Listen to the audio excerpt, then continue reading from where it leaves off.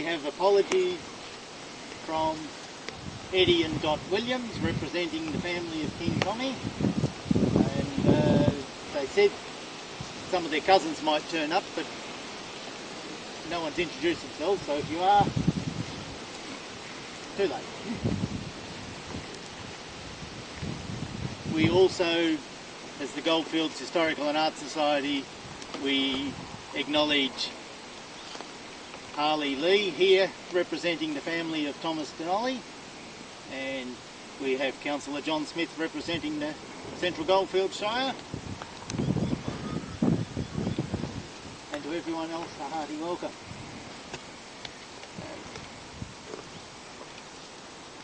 This is a pauper's grave. It was buried without a marker.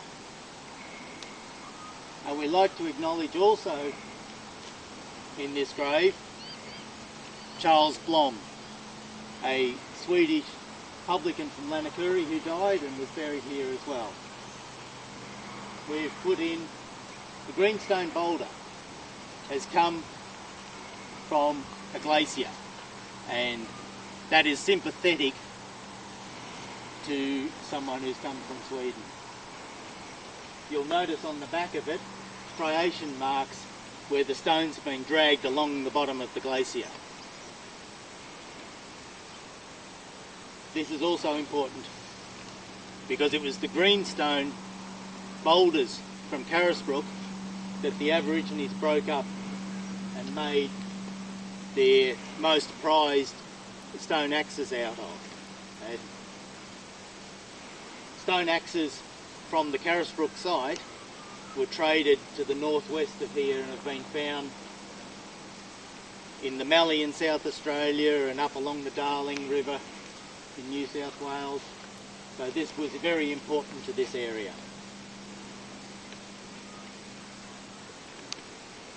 It's a dedication ceremony. A dedication ceremony is not something that the Aborigines traditionally did, but we are a historical society and we are going to keep to tradition to the best of our ability. And as such, we haven't got an Aboriginal flag or a didgeridoo or a smoking ceremony.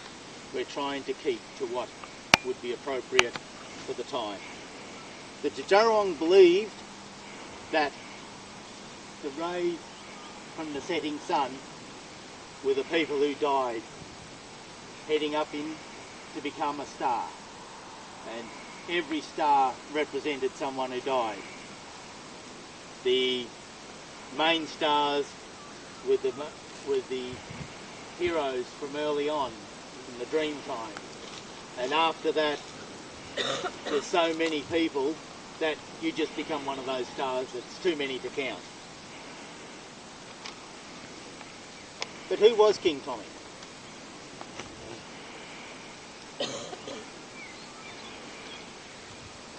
When he died in the hospital and he was just buried here. Local tradition of the Djadja, there should have been a fire lit at the end of his grave. So we are trying to catch up on something 100 years late. King Tommy was a strong character. He was a boy when the white people first arrived here.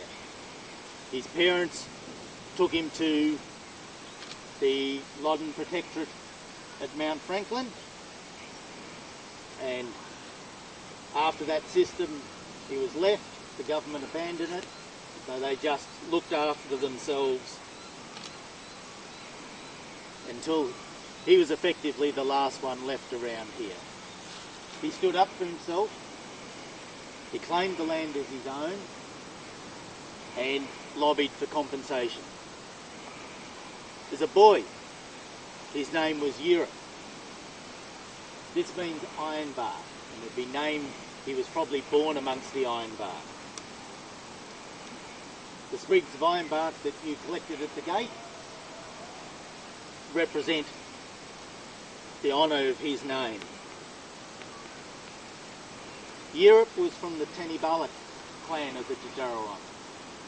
They had the territory between the Loddon River and the Bullock Creek, and from Eddington as far north as Pyramid Hill.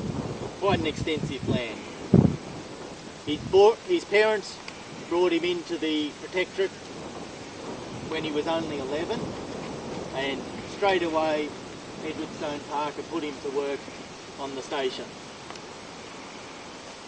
In the 1850s and 60s, the Aborigines were left and they just wandered around the Goldfields. He was amongst the group.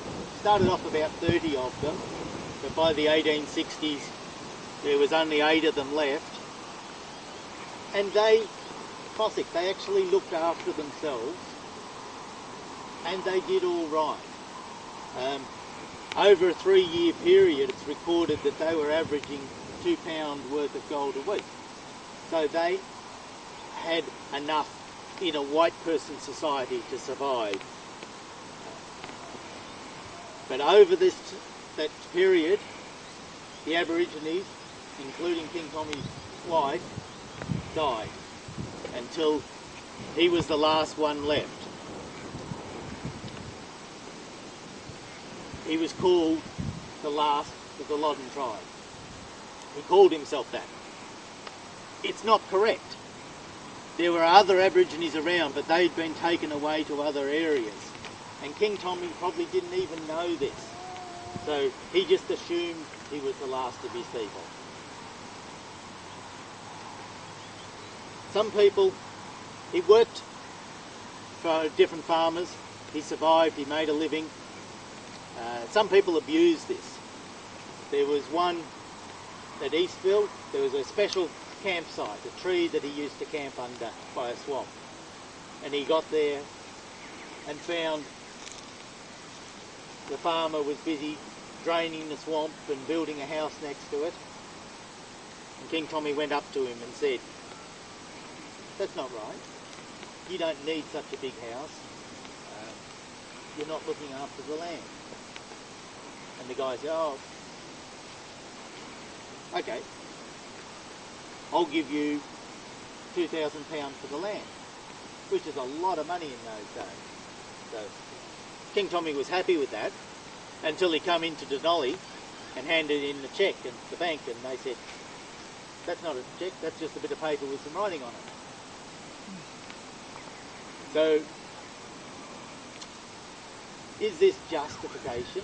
Just deserves? A couple of years later, this farmer's son fell in the creek and his wife went in after him and both were drowned. And then the next year the farmer hung himself in a shed next to the same swamp. King Tommy said this land was his. He was proud to claim it. He met the Governor of Victoria and told him that. He met railway commissioners who were busy surveying new train lines and said, "This train line is on my land." He was gentle-natured. He was a religious person. He took to religion very seriously. He had a horse. Not necessarily a sign of wealth, but a sign that he had adopted a degree of the European ways. Later in life, when he got old, he come to Eddington and lived behind the house of his stepdaughter. And it was here that he got sick and got brought into the Dunolly Hospital where he died. He would be proud to know that his stepdaughter's sons are on the honour roll in Eddington to the First and the Second World War. Some of them are buried nearby in the cemetery here. So he died in 1892. It's taken a long time. It was 20 years ago that the cemetery trustees came out and pointed out this grave to me and said, "This is King Tommy." I said, "We need to put a headstone here but we don't know his tribal name. It's taken all this time to actually confirm that his name was Yereep, which then gives all the background information of his clan of origin, his parents, and the early part of his life. To have put a headstone on him 20 years ago would have been lacking crucial information. So, it's over 100 years late, but today we are honouring King Tommy Yereep, who was a very important person around here in his time. I should add, if you read up about him, in Dunolly he was King Tommy. Over in Castlemaine and Bendigo he was King Billy. And around Loddon and Eddington he went by both names. So it is confusing. We could have put King Billy on there as well. I don't think it matters. We have a fire here. Harley